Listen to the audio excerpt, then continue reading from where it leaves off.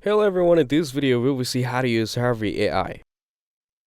To use Harvey AI, start by signing up on the Harvey AI platform through the official website, typically with your work email. Once registered, log into your dashboard where you can access a suite of legal-focused AI tools.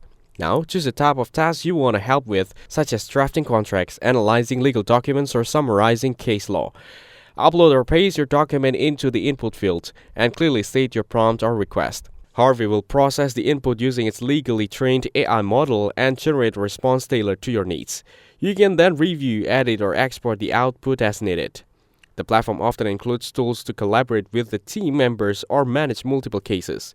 Be sure to explore the settings to adjust tone, jurisdictions, or formatting preferences. Harvey also supports integration with legal document management system in some enterprise plan. Always double-check AI-generated results for accuracy and compliance before using them professionally. Thanks for watching. Make sure to like and subscribe for more content like this.